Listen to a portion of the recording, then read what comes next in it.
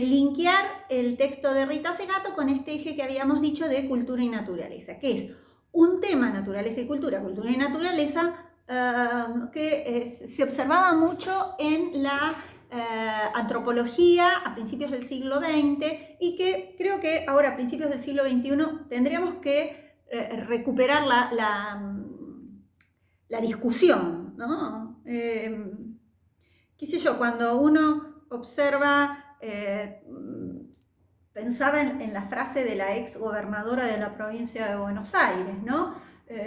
Acá tengo dice, ¿es justo llenar la provincia de universidades públicas cuando todos sabemos que nadie que nace en la pobreza llega a la universidad? ¿Qué plantea, ¿no? con esta propuesta? Más allá de que les pueda... ¿Qué está sosteniendo este discurso? Bueno, este discurso se sostiene, más allá de que hay mucha gente que está de acuerdo, se sostiene en una idea de determinismo social, ¿no? Una idea de darwinismo social, ¿no? Esta idea de sobrevivencia del más apto. Que pobre Darwin no fue su propuesta, sino que Darwin, él plantea que toma una teoría social que existía, un modo de comprender la sociedad que existía en su momento, que la plantea Malthus, y la lleva para analizar el mundo biológico. Entonces, ¿qué planteaba Malthus? Que por un lado estaban los principios del siglo XIX, estoy hablando, estamos en el siglo XXI. Bien. Lo que planteaba Malthus es que los medios de subsistencia van a ir, crecen, aumentan aritméticamente. En tanto, en tanto la cantidad de población, ¿no?, aumenta geométricamente. Entonces dice, hay que prevenir futuras situaciones de catástrofe, porque va a haber más gente y menos alimento. Entonces dice, bueno, a la larga lo que va a suceder es que el más fuerte, el más beligerante, va a competir por ese alimento y los que van a sobrevivir van a ser los más fuertes. Eso lo lee en ese contexto. Vive Darwin, lo lee Darwin y lo lleva al mundo. ¿Qué pasaba en la sociedad del siglo XIX? La sociedad del siglo XIX estaba creciendo en población, se estaba desarrollando lo que es el liberalismo económico y ligado a estas revoluciones industriales, recuerdan, en donde empieza a haber necesidad de mano de obra y esta mano de obra era totalmente explotada, ¿no? Pero como había mucha gente, había, como decía Marx, un ejército de reserva, había problema, ¿no? Pero esto generaba que las ciudades se concentraran en mucha población, la gente muriera fácilmente hablábamos de los higienistas, bueno, no había ni siquiera agua potable, ¿no? Cloacas, es decir, imagínense que era... y en ese contexto aparece esa famosa, la famosa teoría de Darwin, ¿no? Él publica El origen de las especies en 1859 y después en el 71 habla de la descendencia del hombre. Que nos invita y los posteriores, que genera un cimbronazo, porque hasta entonces cuando se hablaba del hombre se hablaba del creacionismo, de ideas religiosas, ¿no? Ahora se empieza a hablar desde una mirada científica, ¿no? Y se lo empieza a vincular al hombre con la naturaleza, ¿no? Que era un poco lo que planteaba. Pero, tomando estas ideas de Malthus, se habla, ¿no?, cuando se tiende a biologizar hechos de la cultura, se habla de que hay un darwinismo social. Entonces esta frase de nuestra exgobernadora adheriría a ese darwinismo social. ¿Qué implica? Que el hombre estaría determinado. Entonces, si hay un determinismo, ¿no? como las plantas, ¿no? Si hay un determinismo, nada de lo que yo pueda hacer como sujeto o como sociedad va a modificar esa situación, ¿no? Es decir, el que nace pobre muere pobre, el que, bueno, los lugares que le dan a la mujer, y cantidad de ejemplos. Bueno, no voy a prolongar porque me quedan muy largos los videos y tardan muchísimo en subir.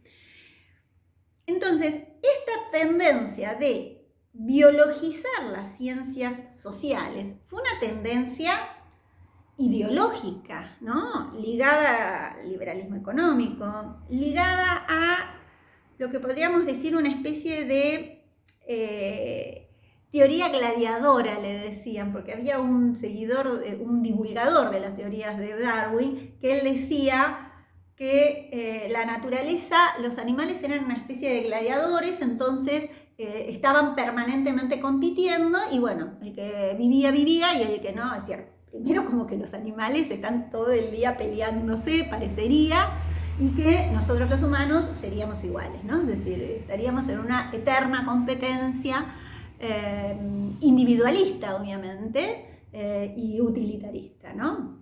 ¿Qué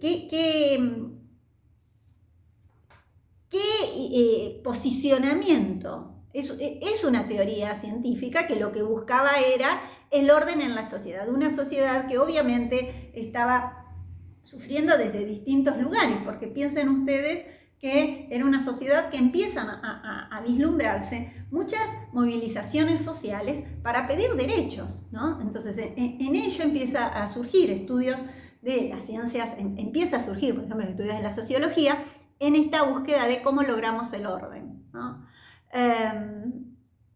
Pero, entonces, esta ligazón de cultura y naturaleza no es nueva como problemática, sino que lo que había que hacer, ¿no? En el siglo XX, por eso va a ser muy remitida, es tratar de desvincular, ¿no? La relación de cultura y naturaleza vinculada a un evolucionismo, ¿no? Es decir, no hay un evolucionismo, no hay una linealidad, no hay una relación causa y efecto, ¿no? No hay un determinismo social, sino que somos seres culturales, ¿no? Entonces, tenemos particularidades que nos diferencian uno de otro. Y por otro lado,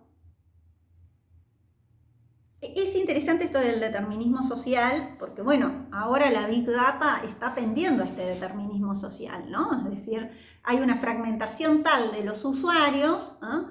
De manera que logran ingresar a que ese usuario tratar de controlar y de generar deseos en los usuarios, ¿no? Ese es quizás uno de los de lo que se ha llamado actualmente, desde el 2010 lo vienen planteando, Zuboff, una economista en Estados Unidos, habla del capitalismo de vigilancia, gracias a la Big Data, ¿no? Esto de que, bueno, me estoy yendo de tema, pero entonces, esta relación de cultura y naturaleza. Yo lo que quiero llegar, entonces, por un lado, Darwin plantea una teoría de la evolución, nos permite salirnos del creacionismo. Por el otro lado, había todo un posicionamiento social, ideológico, de una teoría previa, que era la de Malthus, que va a imbricar en esta concepción de competencia en los seres humanos, de manera de que, como somos animales, como estamos vinculados a esa animalidad, nosotros tenemos ese instinto, entre muchas comillas, de competir, de manera que el que es pobre, el que es perezoso, es el vago, porque no compite, no es fuerte, no se sacrifica, ¿no? ¿Cuántas veces yo en los 90 me tocó estar desocupada, en la década del 90, en el menemismo, y uno no conseguía trabajo. Entonces escuchabas por parte de los medios y demás que lo que se planteaba era justamente que eras vago porque no querías ir a trabajar, cuando en realidad había políticas macroeconómicas que generaban que no haya empleo, ¿no? Bueno, ese planteo de que el que es pobre porque es vago, está vinculado a esta teoría de pensar que la sociedad implica una competencia permanente, de manera de que solo los fuertes son a los que les va bien. Se vincula también con la famosa teoría meritócrata, ¿no? Fíjense cómo son teorías que vienen desde el siglo XVIII. ¿Por qué? Porque lo que pretenden ser subsidiarias, es decir, bancar posicionamientos ideológicos ligados a cómo controlar esta población que está reclamando derechos. Ningún derecho fue regalado, todos los derechos fueron logrados a partir de las luchas de las poblaciones, ¿no? Y así llegamos, sigo en el próximo.